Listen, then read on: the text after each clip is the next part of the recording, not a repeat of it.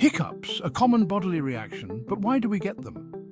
Hiccups occur when your diaphragm, the muscle under your lungs, spasms. This spasm causes a sudden intake of air.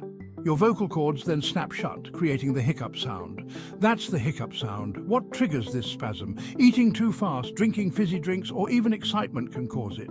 It's your body's quirky reaction. Remedies include holding your breath or drinking water upside down, but usually you just have to wait it out.